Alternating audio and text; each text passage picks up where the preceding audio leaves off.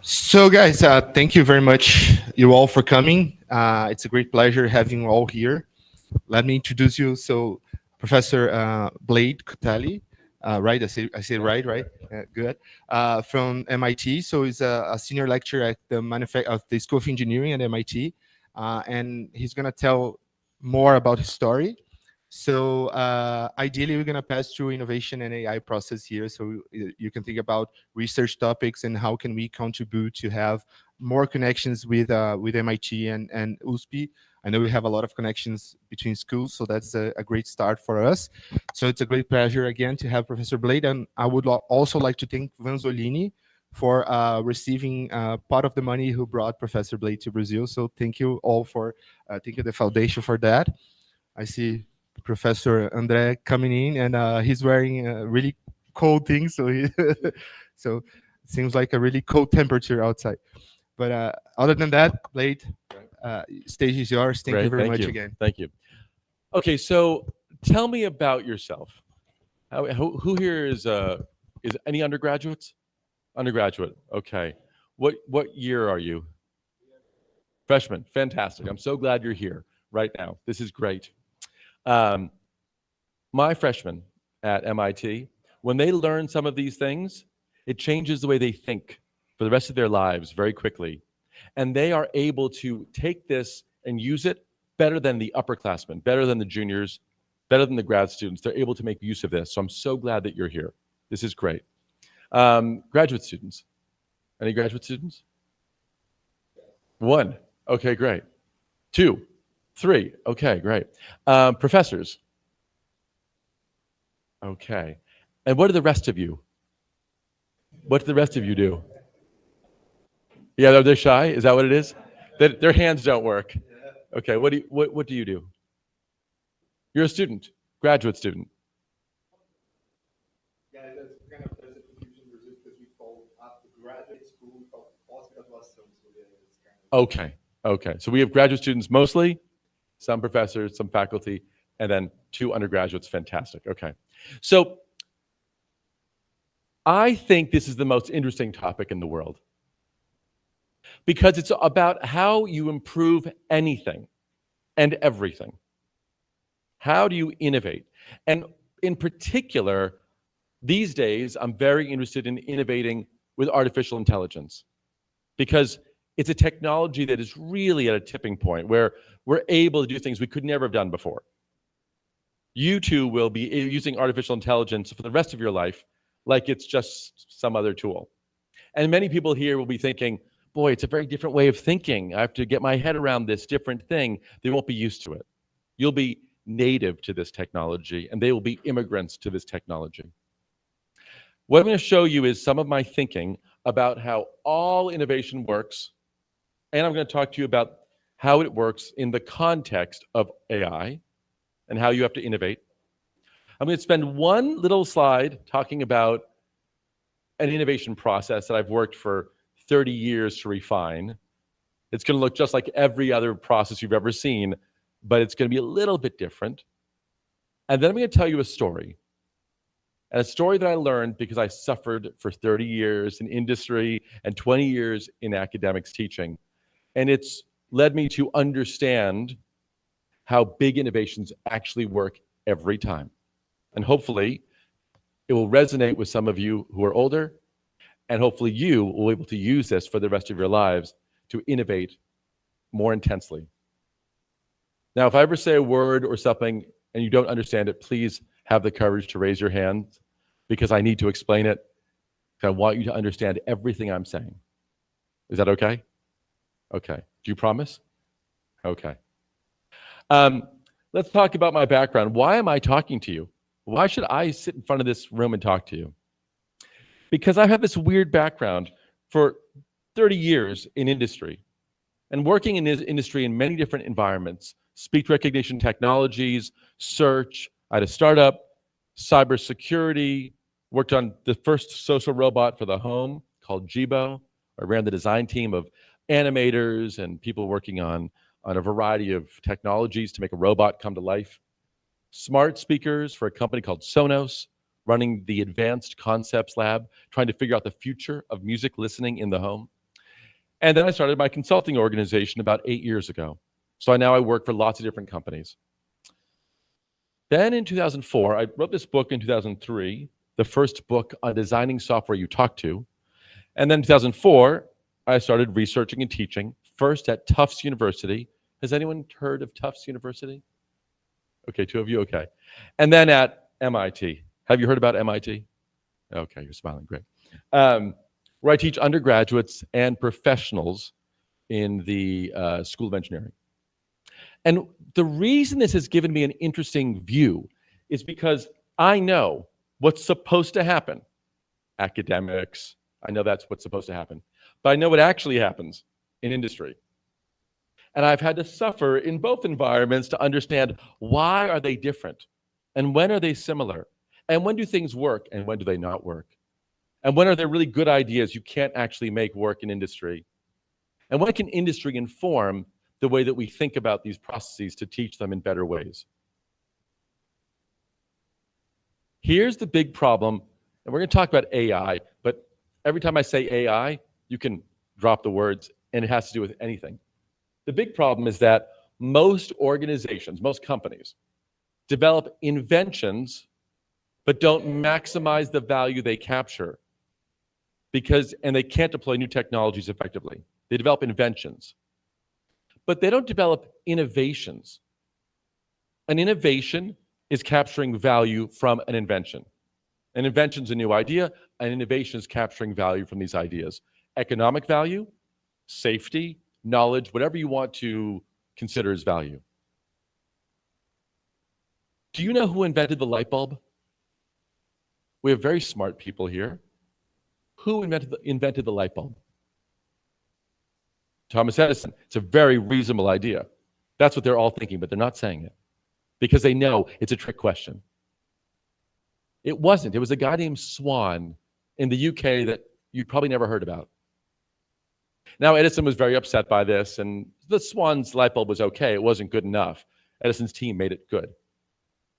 But no one cares who invented the light bulb. They care who got it into people's houses. And Edison's team brought it to people's houses. They said, look, we're going to put the light bulb in your house, and we're going to do it in a special way. We'll turn off the gas. You have tubes that carry gas to these flames on your walls to give you light. We'll push wires into those tubes, change the fixture, put a light bulb in, and you're going to love it. And if you don't like it, we'll take it out. We'll pull the wires out, and it will look like we've never been there. So people figured, okay, I'll try it. We would call that low switching cost. Try it. If you don't like it, you can switch out very easily. And they put a meter in so people would know what they were buying, electricity. They never bought electricity before. It was being made about 2.5 miles away from where they were putting this in Boston, where I live. No one cares who invented the light bulb. They care who created the value from the light bulb. And that was Edison's team, which is why 100 years from now, kids will think Steve Jobs invented the cell phone because Apple created this discontinuous amount of value from cell phone technologies. So most organizations have this problem. They develop inventions, but they don't maximize the value they capture. That's the innovation. So the only way to fully capture the value, harnessing the organization's unique strengths. That means a company has know-how or skill or knowledge or people or techniques, is to implement a robust innovation execution methodology for, in this case, adopting new technologies. Now I say innovation execution. These words don't often go together. We think about innovation, coming up with a cool idea. Oh, they're so innovative. But if you can't make it real and create the value, you're inventive, baby, but you're not innovative. This is an important difference. It's about capturing value. So what do I think about this?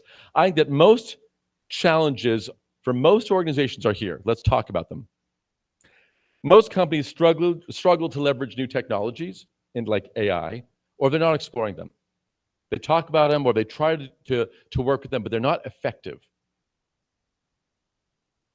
Some companies want to differentiate by price. They want to lower the prices instead of making new value. Walmart says in the US, we want things to be cheap as possible. Walmart competes with a company called Target. Target says we want things to be cheap, but We want them to be good and nice and enjoyable. So we're going to put money into design and making these experiences better. Apple says, we're going to charge you a lot for a phone, for a computer, but we're going to make it so wonderful to use that you're going to find great value. And we're going to make a lot more money so we can keep doing this and making more wonderful products for you. Some companies are developing AI-powered solutions that customers don't love. It's AI-powered, it's new, but we don't love it. It's our chatbot. Try our new AI-powered chatbot, and no one wants to use it. It's not interesting, it doesn't work for me, it doesn't answer the questions that I want. The business insights don't turn into product successes. We learn something as business, but we can't make the product reflect that. We get low return on investment from investing in people or in technology, or there's internal frustration with the product roadmap. The research and development group, they're frustrated. They know they can do better, but it doesn't get to the product. These are the common issues. And we know this because the model indicates this is the issue. Because innovation requires three things all the time. These are the three things to do. A deep understanding of the problem. A deep understanding of the problem. Now, if you're getting a PhD or you have a PhD, you know what this means. You have to understand your problem very deeply before you begin to try to solve it. But most companies often don't understand the problem they're solving, particularly when they've been successful for a long period of time. You have to have a great solution that solves and addresses these problems and meets the desired outcomes. A solution that meets desired outcomes. That means when this solution is active, we want people to feel this way, to think this way, to behave this way. And you need to be able to have successful execution of that idea. So here, what's the problem? What are the core needs? Who are the stakeholders? Who's affected? The users, the suppliers, the people who make it, the people who can block it from being made. What are the risks? What are the boundaries? What are the hazards? And how do we keep that from happening? What's the solution that effectively addresses this problem? How do we meet these desired outcomes and create vision to share with other people of a fragile idea? At the beginning, the ideas are very fragile. We don't know the best idea yet. We have to iterate to the solution. We have to do it over and over and over again and strengthen it over time. And then we begin to execute, lowering the risks of delivery, meeting operational and business needs, and taking little bets that will increase the time and effort and cost as we learn that this is a good idea. And we begin to refactor that and go back through and improve the quality of the solution. But most companies don't do all three. Let's talk about the most common failure mode. This is design thinking. I understand the problem very deeply. I have a great solution. It's really cool. But we don't execute it. You hire a design thinking company, a great design agency, and they come in and they do important, really good research. And they come up with a really cool idea. And everyone sees it and they go, wow, this is great. But it never gets made. Why is that? Because this organization is not thinking about what's needed for execution. Can this company execute it successfully? They think about what the ideal end state is, and they're right, it's a great solution. But if you can't make it real, you don't create the value. Here's another failure.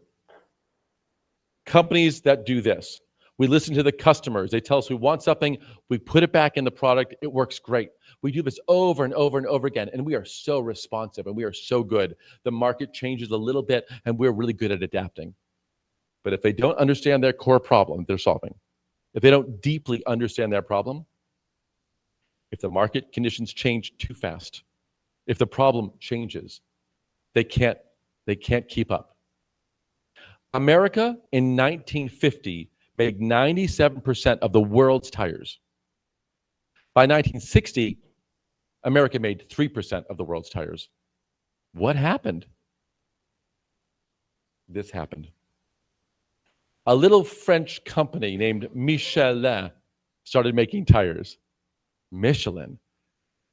They thought, what are they doing? Just some French company making tires. We don't have to worry about that. Turns out they had a better tire. But they didn't just stop there. They had a solution. Because they knew what the problem was. They want people to drive more and use their tires. It's post-war. They're manufacturing cars. They want people to use their tires. And how do they do that? The Michelin Guide, exactly. So a 3-star restaurant means you take a special trip just to go to that restaurant. Drive 500 miles. Use your tires. They're really good. And they'll last you. And then you'll use your tires some more, and then eventually you'll replace them with Michelin tires. You'll trust your tires, you'll use them up, and you'll buy more Michelin tires because they're that good. The Michelin Guide told you how to use it. They gave you a solution. But the American companies didn't understand what the problem space was. This is going to happen a lot now as we have new technologies like AI. Companies are going to not understand how to implement it, and a new company is going to come in. Same thing happened when you have companies like Uber came in. And why couldn't taxi cabs compete with Uber? They have all the cars. They know all the routes. They can get to people. They even have money. And Uber came right in and said, nope, we're going to go right around the taxi cabs. The taxi cab companies tried to preserve what they were doing and resist the change. And for most taxis in most environments, you have to pay a lot of money to have a taxi, and the value of that became very, very low very quickly because the problem space had changed, because we had mobile technologies, high-speed access, GPS that was very, very good. We had high-resolution phones and great communication. Because of that, the whole industry changed. The world changed. In fact, when the iPhone came out, the world's economy changed in 3 years.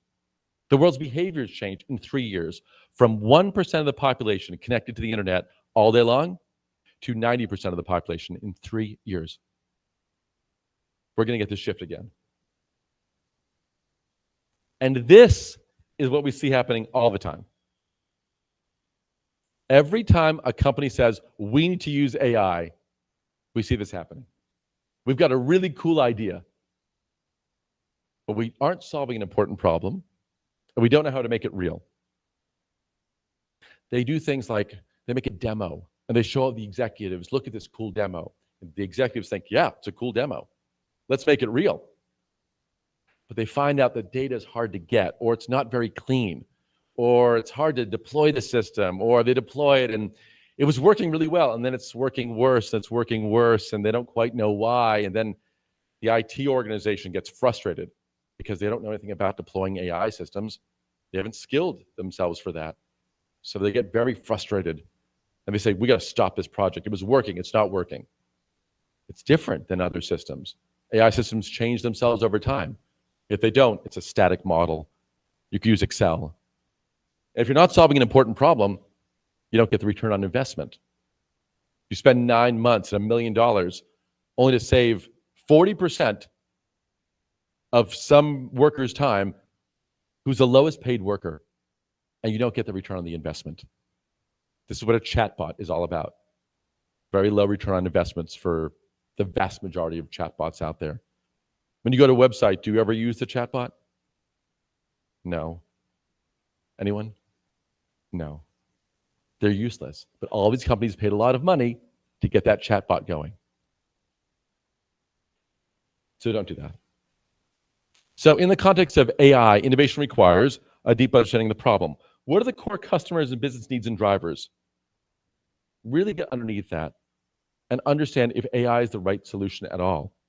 And if it is the right solution, you have to start developing things like understanding your AI models, or maybe you're going to do machine learning research, or if you're going to use an LLM, you'll start understanding who can provide the right LLM for you. And then how do you successfully deploy it? How do you execute it? How do you integrate it with your existing products? Does it make sense or not? And do you have ML ops or security or compliance? Have you thought about what the unintended consequences can be? If you haven't thought about that, you might have a problem. Okay, so the solution is to get all these three things together. And if you don't get these three things together, you will not be successful. But if you do, you will always be successful. So aligning your process and your organization, Your AI investment can be transformational. That's what we see in industry all the time.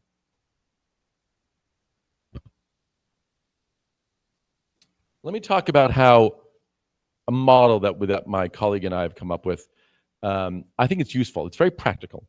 It's very practical, but it's important to consider. We have this matrix. It's very simple. We say on one area, are you trying to get better at what you do now? That's your core business. For Apple, that would be things that support iPhone, right? That's their core business. iPhone makes the most amount of money for Apple. Are you trying to expand what you do, create new value? That's either bringing a product, existing product, to a new customer base, like the Apple Watch. You had to have an iPhone to get a watch when it first came out, and now you can give your Apple Watch to your child or your parent, and they don't have to have an iPhone. That's expanding the customer base. Or are you trying to go into a new area, something transformational, very different product, very different customer base?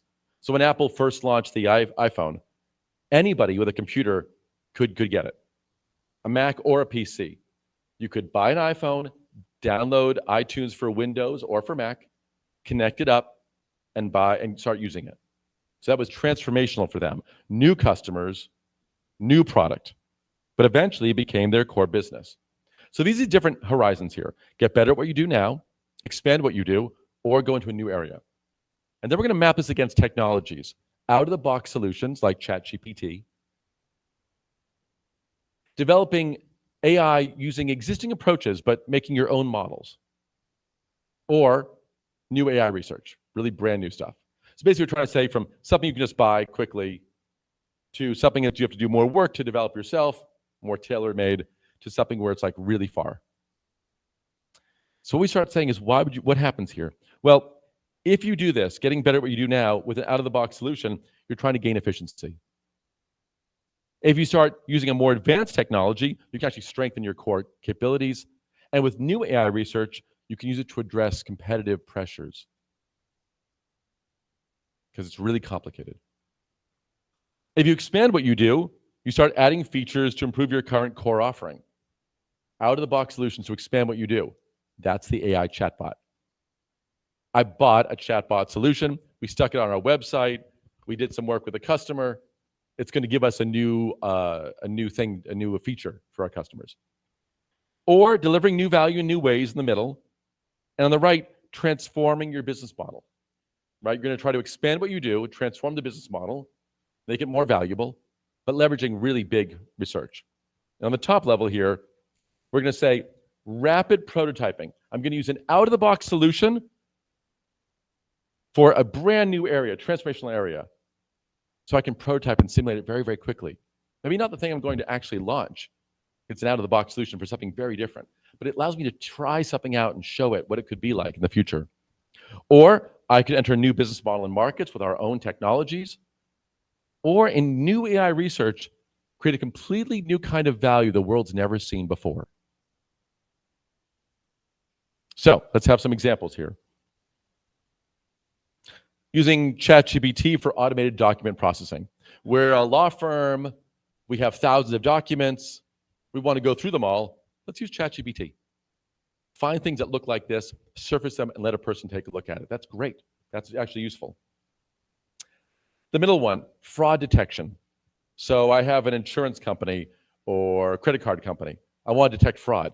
Now, I can't use an out-of-the-box solution most of the time, because what fraud looks like for my customers, for my industry, looks different than your customers in your industry. So I have to make a tailored solution. And on the right side here, we want algorithms for drug discovery, right? That's going to be something where I'm using new research, and I'm a company who does drug discovery, and I can actually use this to say, look, I have people who can only do so many things, and they're not going to be able to do the same work as generative AI can do. So I'll use new research for drug discovery. If I want to expand what we do here, I can use chatbots. That's the example here. I keep going back to chatbots. You'll see why, because I don't want you to do chatbots. I don't want you to recommend chatbots. I don't want you to think about those things. In the middle here, this is virtual reality training simulations for healthcare professionals. So you can have someone where you scan a child's spine, and in VR, They pretend to do the operation over and over and over again to see how they can do the operation better. And on the right side here, how do you reduce traffic congestion and emissions in a city? That's really complicated stuff. And so you need new technologies to do that. On the top level here, rapid prototyping and simulation for virtual testing of new concepts. In the middle, financial advisory services. Like we've never had an underserved market. You have a people who can't afford a financial advisor, but the AI can act like a financial advisor. Or on the far right here, new sustainable energy solutions. That's really advanced stuff. New kind of value that no one's ever seen before. These are some examples. What's the risk and reward? What's the risk and reward? Where should you spend your time? On the bottom here, we say, this is low effort, medium reward, low risk. It's out of the box solution, it's easy to do. I might get something valuable from it, but the risk is low. And I can have lots of people trying this. It doesn't cost me much, if anything. Use ChatGPT all you want. Try it out. In the middle here, more effort, maybe better reward, and a little bit of risk. Not too much. And the right side, a lot of effort. I'm using AI research. That's a lot of work to deploy new research. But the reward can be potentially high, but so can the risk. We put a year or two into it and we get no results. On the next level here, now I'm getting more work here, expanding what we do, but I'm using an out-of-the-box solution. So I'm doing a lot of work, the reward's not that big, and the risk is medium. Now, unless the problem is well understood and foundational, this is what's going to happen. We call it the chatbot fallacy. It looks good, but it's not good. It looks like something to invest in, but it's not. And everyone does this. And not just people in industry, academics do it too, because we're using something that we can get access to, and we can experiment, and we think, look, we're going to add more value to you, to what you're doing. But unless you really understand this problem very well, and by solving it with an out-of-the-box solution that's really valuable, don't do it. It's an easy place to wind up being and very low value. In the middle, medium effort, potentially high reward, and medium risk. I love that. I'll put some work into it. I could get a lot of value, and the risk isn't too much. On the right side, again, high effort, high risk, and potentially high value. Again, we're doing this research. It's very hard to make sure that research becomes something that's going to transform. Now, if you're working on a PhD, it's great because you have time. You have 5 years. You can put the time into it and maybe get something that's really, really valuable out there. Or get a job working for Google or Microsoft or something else where they have people doing incredible weather modeling, right? And the top here, we have medium effort, high strategic value, but low risk. That's great for research. We love that. Out-of-the-box solutions where you're saying, I'm not going to be incrementally working on expanding what we do. I'm going to do something that's transformational and show that it has high strategic value. We can demonstrate it. It's not ready to be deployed, but we can demonstrate high strategic value. That's a wonderful area for research. If you're going to go big because the risk is low. In the middle here, high effort, high value potential, and high risk. And the right side, now it's very high effort, potentially extremely high value, but incredibly high risk, right? We're trying to do something completely new. No one's ever seen before, using research no one's ever used before. That's really, really hard. If you don't have lots of money, then you can't support that activity. So what I say people should do, or particularly organizations, they should start here in the lower left-hand corner and get familiar with it and feel comfortable with it and demystify AI. AI is not magic. It feels like magic. ChatGPT feels like magic. Who uses ChatGPT? Oh, wow, great. Okay. Who uses it once a week? Oh, whoa, hold on. I said, who uses ChatGPT? And you can't see this, but everyone put their hand up. Then I asked who uses it once a week, and one hand went up. We're going to try this again. Okay. Who uses ChatGPT? Okay. Let's try this. Who uses it once a month? 1, 2, 3, 4 hands went up. And the 2 freshmen didn't raise their hands. Okay. So once a month. That means you've all tried it, but you don't use it as part of your life. You two don't use it every day? You do use it every day. Oh, you're waiting. Oh, I'm sorry. Let me ask the question. Who uses it at least once a month? Oh, okay. Now we're getting better answers here. Most of the hands went up. Who uses at least once a week? Oh, okay. More hands. Who uses it at least once a day? Now everyone's hand went up. I don't know if they're telling the truth. Okay. So ChatGPT is amazing, right? And it feels like magic. It feels like magic, but it's not. It's just trying to predict the next thing to do. It has some guardrails. It always makes you feel good. You can say, no, I don't like that. It goes, yeah, you're right. It's a terrible idea. And it helps you out every time. It always makes you feel really good. It never tells you to do something bad, which is very nice. ChatGPT is amazing, but it's not magic. So here, we want to take the magic away from what AI does so people can really understand it. Because when people think it's magic, expectations are mismatched. The executives think, well, if it's magic, it can do anything. And now you're technical, you're a researcher, you're putting a new solution in. You're like, well, it can't do everything. So we have to limit the scope to be effective. So I say start in the left-hand corner, move to the center, because now you're getting an organization more comfortable. Even a research organization. If you've never used AI before, start with something simple, get comfortable, and then start working on your own models, see if they perform as well as the ones from out of the box. And if they are, you're getting more skills, you're refining it, and you can start building up the abilities to be successful with it. Now in an organization, you get this socialized, you get people who can help you deploy it and use it broadly. If you're trying to get data collected in an organization with an AI solution to generate lots of data for a PhD thesis, you want to make sure that the organization can deploy them and update them consistently and successfully. Then I say, move up here. This is the sweet spot for most companies based on the risk and the reward and the value you're creating. You can work on your own models. And I want to expand what we do. If we know the value that we provide our customers, we know the problem we're providing, we can expand the value using a new technology. That's much better than just trying to reduce the cost, because you create more value. Now, what do you do after this? I'd say one of two areas. Either go straight up and say, yep, you know what? We did this. We've expanded what we've done. We've really done a lot of wonderful things. Let's transform the organization. Let's take a bigger bet. Or let's go back here to the upper left. Let's try prototyping new ideas using out-of-the-box solutions quickly, because this one takes longer to do when you're using models you have to make yourself. But if I can get something out of the box and try it out, I can really feel comfortable about experimenting and showing off the future. So what we say is, start here, but don't stay here. This looks useful, but it's not. And over here on the right, it's hard to justify unless you have a lot of cash. If you don't have a lot of cash, it's hard to do that. Most organizations can't afford to do the research. Some can, big giant companies, because it takes years and years. It's very hard to do. And as we get faster computing technologies, quantum computing, ability to analyze data sets in different ways, then you can start doing that kind of stuff. If you want to start doing drug discovery, it's really hard, but really valuable. So experiment and start out, focus, and then if you have a lot of resources, you can go to the right side. And who do you need in an organization to do this? Well, the nice thing is here, you just need technical people, your engineers. Engineers are really good in this corner. If you start moving over here and you start wanting to get this to be effective in an organization, you need to bring in researchers and people to manage it, because now you're getting a complex project put into place. And the further we get to the right, we have more researchers and more engineers, because it's inherently more complicated.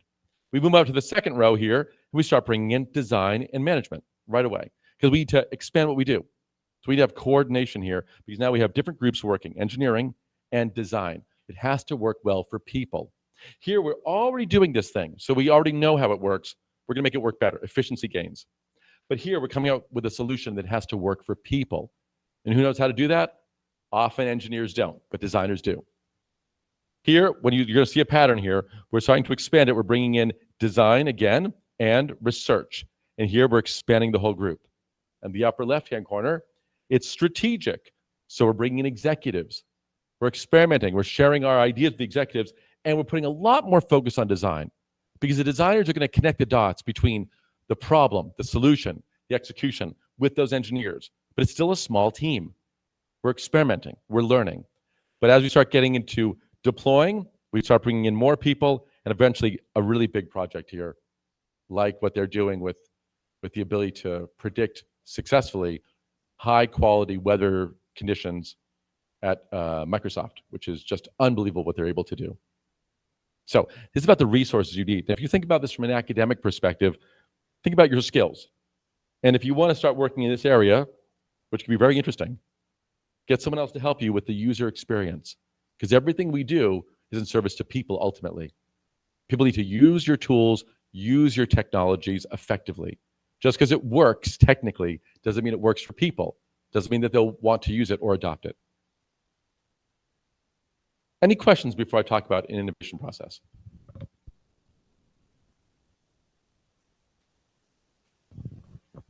There are no questions. I can't believe it.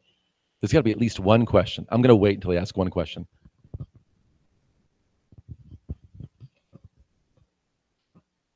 So maybe Not you. Yeah, Not you. No, I'm going to have someone else ask a question. Okay, He's helping me out. I'm going to make them work.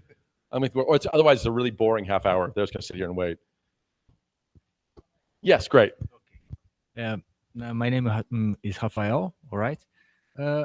If you can help me to understand maybe the link or the similarity that your process that I understand these 3 pillars that you designed with disruptive innovation. I mean, the disruption is something that we can bring together with innovation, is the same thing. Are you asking if disruptive innovation and incremental innovation are the same process? Or Yeah. Yeah. Oh, the parallel between what I'm presenting and disruptive innovation. What's the connection? Yeah. This is the way that disruptive innovation happens. All right. You must understand the problem deeply. You must come up with a great solution that you can execute. Yeah. Otherwise, you won't be disruptive at all. You'll have a really cool idea that will never disrupt anything. Yeah. Or you have a solution that doesn't solve an important problem, that's not disruptive. Okay. Uber solved an important problem. How do I get someone to drive me when I can't call them on the phone? I don't know really where I am. How do I make sure I can get that car to me now? And how do I take advantage of resources that aren't being used? They initially started with drivers who were, they would pick someone up at the airport, bring them to a meeting, wait 5 hours, 6 hours, then outside of the building, and then take them from the meeting and bring them back to the airport. 6 hours sitting around in their car. Well, they could use that time, make some more money.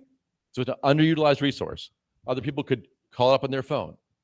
And they created all this additional value by saying, we can have you share your status with someone else to make sure that they know you're safe. You can know where you're going. You know how much it will cost before you get in the car, unlike a cab. You can see if this is the route you want to take or not. You incentivize good behavior. I rate the driver rates me. In a cab, the driver doesn't need to be nice. They'll never see me again. The seatbelt doesn't need to work. They'll never see me again. But here, the seatbelt has to work, or Uber will call the driver up and stop their account. Right? So this is the same process. Thank you. Other questions? Okay. Yes.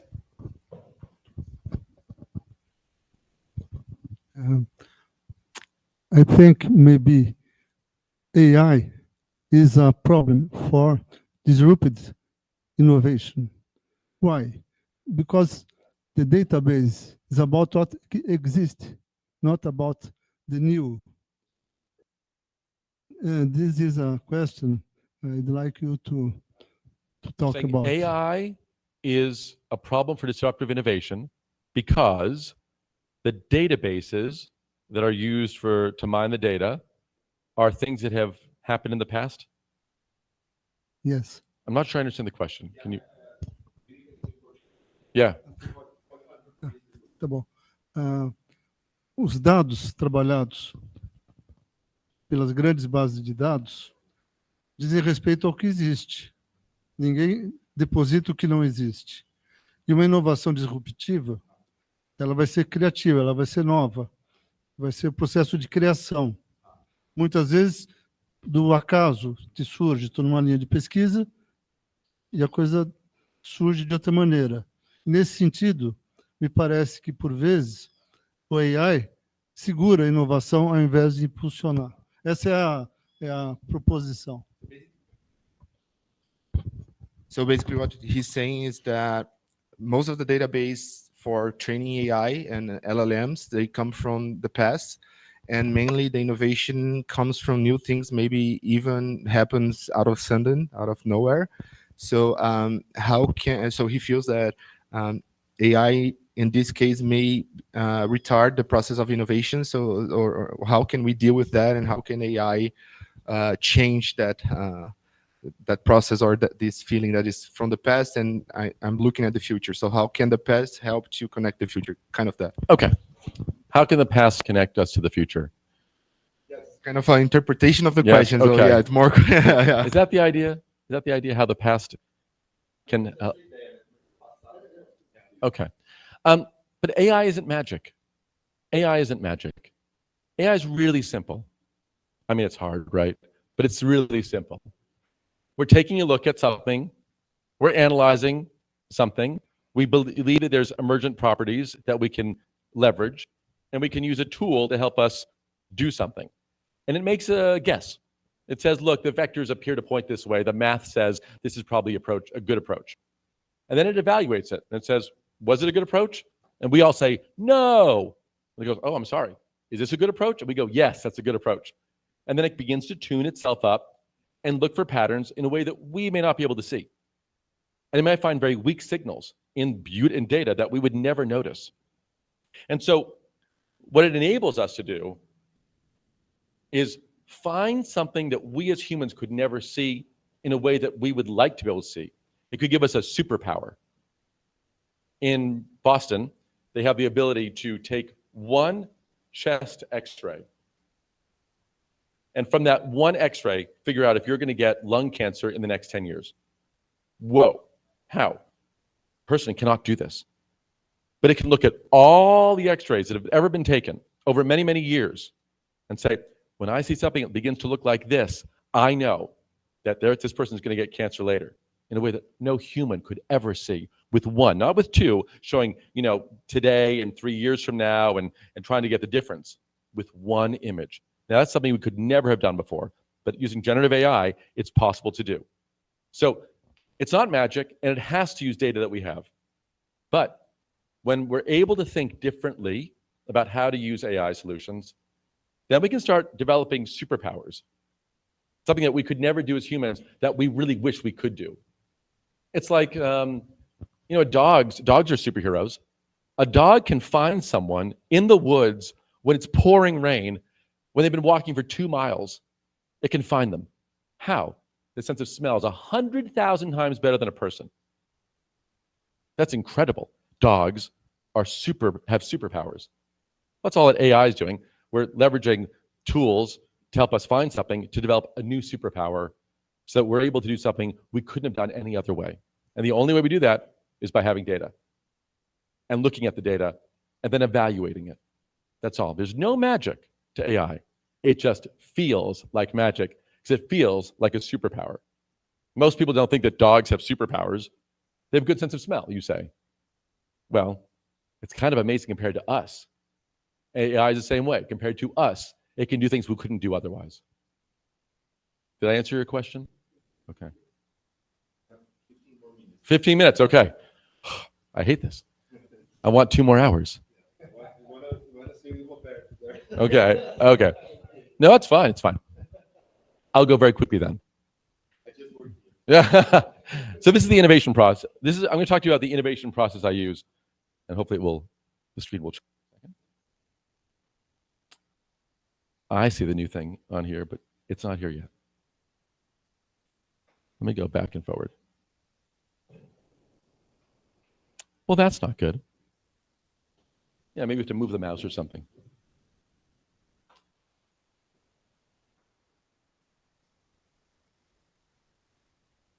For people watching this, I'm not sure what to say right now to make it interesting. I can talk to you more about AI. I wish I knew your questions. If you have a question, send me an email, blade@mit.edu. I'd be happy to take a look at your questions. Stop sharing, resharing. Okay, here we go.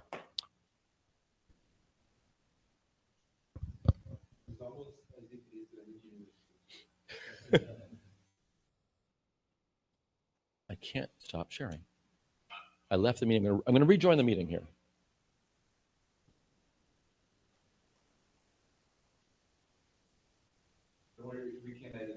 Oh, thank God. I got really nervous here. Allow. Turn that off, turn that off. Here. Screen share. Share window. You can edit the SpongeBob thing. Okay. Yeah, it'll be fantastic. Let's see here. Oh, that resolution's really not good. It's going to get It's better. gonna get better? Any minute now. Yeah. And we're back. Okay. So here's the innovation process that I use. It's the whole process. And I'm going to walk you through it very, very quickly. Normally it takes about 3 days to get through this. We're going to do it in about 60 seconds. So here we go. We define the problem space. What is the problem we're trying to solve? Again, remember that part where I showed you that big problem circle? Remember how big the circle was? Same size as the solution circle, same size as the execution circle. People don't put as much effort into understanding the problem, and they need to. This is a big issue. So they're all the same size because they're all equally as important. But what people actually think about is the solution's the big important circle, and the problem's a little thing, and execution's pretty straightforward. So we say the first step is understanding the problem and defining it really carefully. That's the hardest step to do with innovation, period. The next things are easy. What are the needs? What assumptions are we making? State your assumptions. What research do I do to understand the problem space better? Who is affected? Stakeholders. Users, blockers, people who transform it, and suppliers of things I need. There are 4 kinds of stakeholders. Understand for each stakeholder what value they provide to us and how are they satisfied. How do I satisfy them? Boundaries and hazards mitigation. What can go wrong? What can I be limited by? And how do I reduce that risk? Specify desired outcomes. Intellectual and emotional objectives. What do I want people to feel or think or do when the solution's there? Not the solution yet, but the desired outcomes, really important. And what does success look like? How do I measure success? Generate your ideas, pick the best ones using a rigorous method.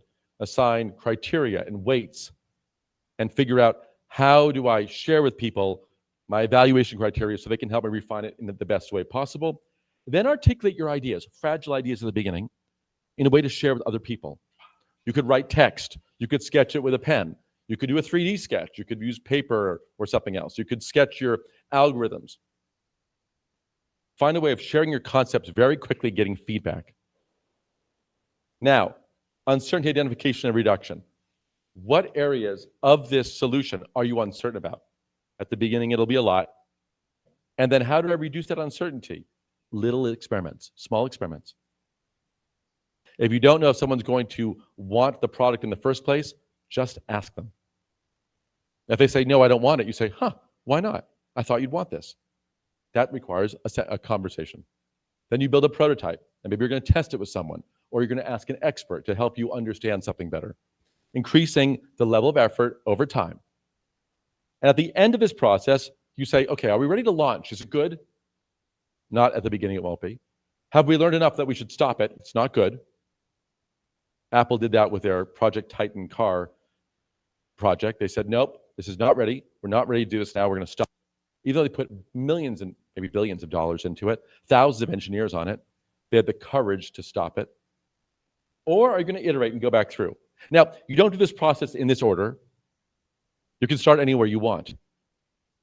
If I said, we're going to throw a birthday party tonight for Louise, you might say, oh, I can picture a birthday in my head. You picture a cake, you picture candles, you picture drinking beer or something. You went to your concept down section right there. But you can start anywhere you want and do anything in any order, except you must have something to test before you test it. That's the only requirement. Otherwise, start anywhere you want and use it as a checklist. And you can do the whole process in about 90 minutes. Very quickly, in a very rough way.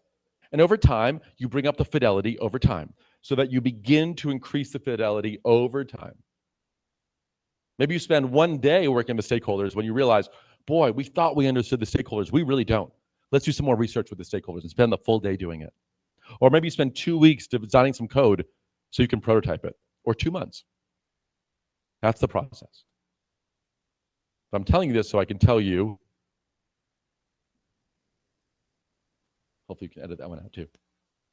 There we go. About this story I call the center line. And this, remember how I talked to you about suffering, how I suffered for all those years? This is the result of all that suffering. This is how innovation occurs all the time. Big innovations, all the time. For our story, our generic story, we are going to have 3 personas. Our junior designer, that's me as a kid. Our senior designer, that's Dieter Rams. He worked for a company called Braun, did amazing design work for them for many years. And our product project manager type, that's George Bueller. He helped NASA put people on the moon. Okay. In every project that we do, we have time that we're allowed to do stuff and stuff we have to do. And we want to basically monotonically increase and work our way up to solving that problem. Now, typically, people want to check in, let's say, halfway, and they want you to be halfway done. Kind of makes sense. Anyone familiar with agile sprint planning and methodologies, right? You do burn down charts. You have 2-week sprints. At the end of the first week, you check to make sure that you've burned down half of your numbers. Yeah, okay, like that. Well, in our situation here, we have our junior designer who's walking through the halls, and a senior executive says, "Hey, we're halfway through that project. How's it going?" And the junior kid says, "It's going great. We've done all these things." They're telling the truth. And the senior person gets very worried. Why? Because they can extrapolate a line. They say, "Oh no, I can't trust those junior designers, those junior innovators, the people from research and development, the scientists that we hired, those PhD students that we brought on, the technical people who went to that innovation course. We can't trust them. I got to give them some help in the form of some management support." And these people come in, and what do? They put in their processes, and they do once-a-day stand-ups, twice-a-day stand-ups, every other day retrospectives, all this work, and they use systems like Jira to put tickets in and check them off, and all this work. And what happens? We're successful. They execute the project on time. And who do we thank? Well, we thank the managers, because the managers are the people who made this project successful. Well, let's try a different thing. Let's take our senior designer, innovator, research and developer, scientist, and the other senior executive says, "Hey, we've been working this project for a while. We're about halfway done. How's it going?" Now the senior person says, "Oh, let me share with you what we're doing. Let's spend an hour talking. We're eliminating a number of things that we're not going to do. We're reinvestigating some of our core assumptions." And after 45 minutes of more talking, abstractly, that senior executive has no idea how it's going. And they're sitting here questioning what's happening here. But they trust. They said, "Look, this senior guy is really experienced and successful for 30 years. Let me give him some light support." And the senior designer, research and developer, scientist says, "Thank you so much. We really appreciate that." And what happens? The problem is executed really well. And we say, "Thank gosh, we have senior technologists with some support from our managers." But this is because that senior person has learned to do something the junior people do not yet know how to do. He has learned to lie. Because the junior people are telling the truth, and he knows it, that innovation always happens like this. It always happens like this. There's not much to see at the beginning. There's not much to see. So what's happening here? There are 2 different phases. Phase 1 and phase 2. Let's take a look at phase 2. In phase 2, we have our research, design, and testing. And this is that whole process we just showed you. You start here and you iteratively work up. So if you're doing that there, what got you to that point? Well, research, design, and testing of a different nature. You're in the problem space. Here, you might learn about the problem. How are we going to learn about the problem? I'm determining how do I learn about the problem. Here, I'm going to ask questions to understand the problem, and the answers to those questions, which are really interesting, the provocative answers, the important key insights, That's the thing that will help me anchor and start solving the problem much more quickly. So I might say, why do we think we have a problem? I agree with you, we have a problem. But why do we think it's a problem? And what are the words, what's the meaning of the words we use to describe the problem? I think we know what the word innovation means or something else. But do we have a shared understanding of what it means? Who else do we need to help us see the problem in new ways to get a different perspective? A lot of Roberto Verganti's work over at University of Bologna specializes in getting interpreters to help you see things differently. He has a wonderful book called Design-Driven Innovation. It's fantastic. So here we might say, could using a new technology to help us solve our problems make us feel bad about ourselves? If we use AI to solve this existing problem, will we feel bad? Now that seems like a strange thing to think about. Why would using a new technology make you feel bad? Kodak develops a digital camera. The engineers come up, they wheel in a big thing, they show the executives laugh at them. It's slow, it's grainy, it's on a television, it's black and white. They're like, this is stupid. Patent it and stop the project. How many of you have a Kodak film camera on you right now? None of you? None of you. How many of you have a digital camera on you right now? By show of hands. Almost everyone's hand went up. They have lots of cameras on the front of their phone, on the back of the phone, on your computer. They felt bad about using this technology and they didn't invest in it. What's a dashboard? In business, we use this concept of dashboards all the time. It's like a dashboard on a car, but it shows you all the key performance indicators of a business. But we all can picture them in business, what they look like. The trouble is, if I said make a new dashboard, we're all thinking about something slightly different. And if we don't define the words, we'll make the wrong thing. Or I asked a company that manufactures toys, could a baker give you insights to help you manufacture toys better? And they said, no way. Why not? Because bakers don't know anything about manufacturing toys. I said, you're right. Bakers don't know anything about manufacturing toys, but they know a lot about manufacturing muffins. They said, what are you talking about? I said, well, muffins are made in a muffin tin. They said, so what?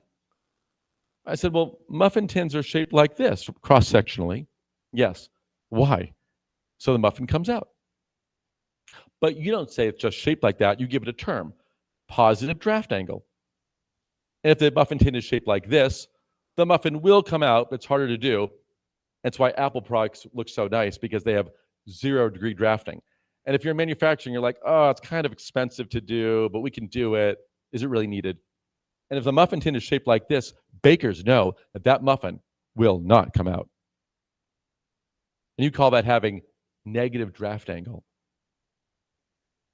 Now, manufacturing toys, you know how to solve this problem with negative draft angle. You put action in the mold, meaning the mold opens up. But bakers do that too. With a spring-form pan, the pan opens up. And bakers don't, this is putting action in the mold, and bakers don't just pour the batter in, they grease the pan. Now, you don't grease the mold, you put mold release in.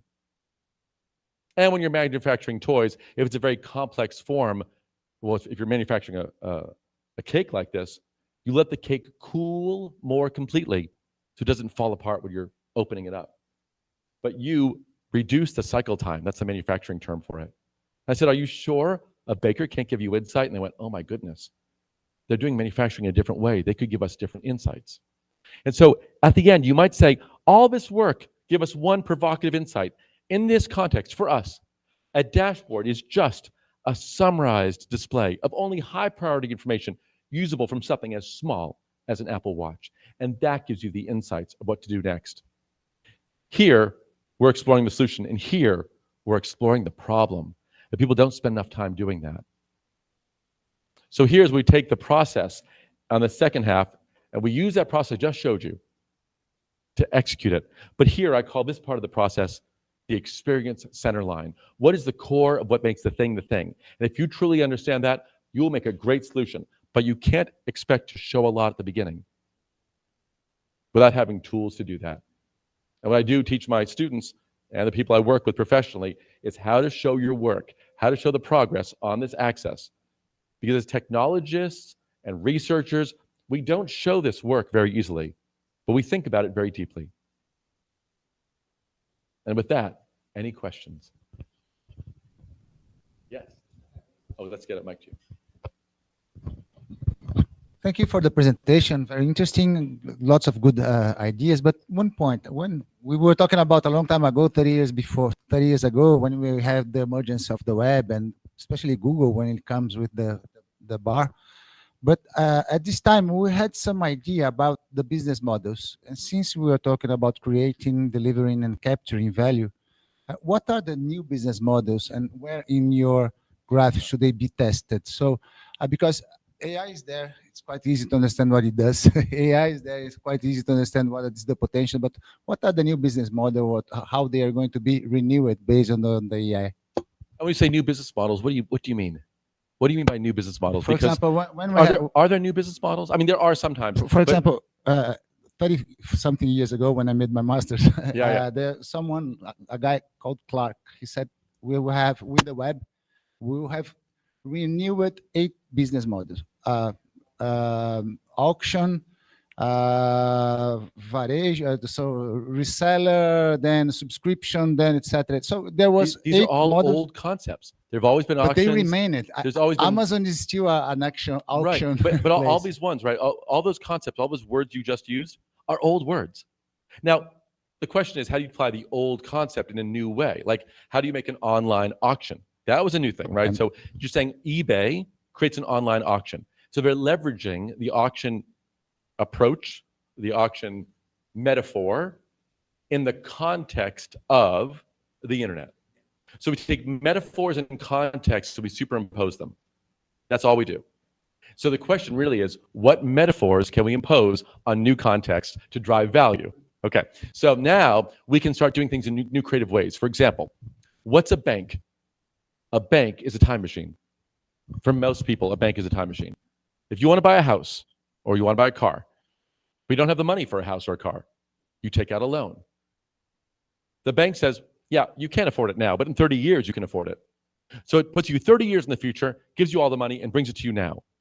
Now, the cost to use the machine is interest, right? I'm going to pay to use this machine, this magic machine, and that's what the interest payments are. Now, let's take a look at a bad machine, a bad time machine. Oh, we're on the 2nd floor now, right?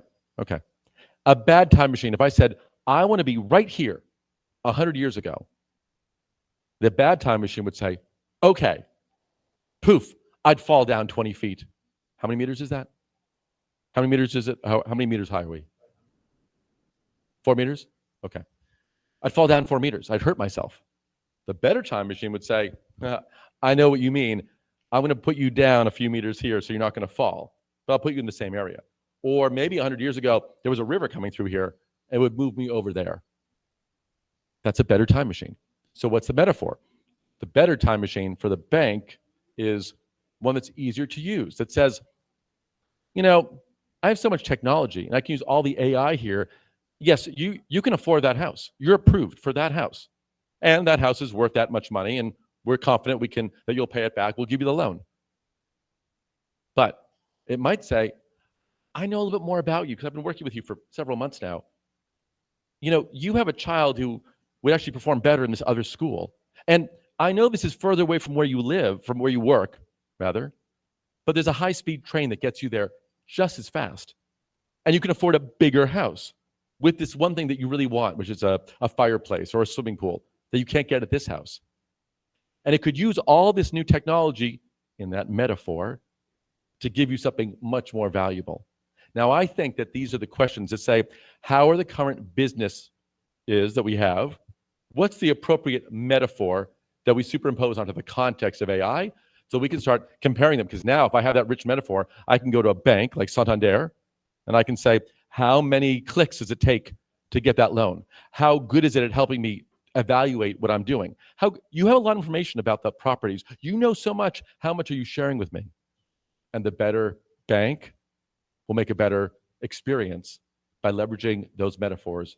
And that's what I think is going to emerge soon. Thank you. Is that it? That's all we have time for? I'm so sorry. Well, thank you so much.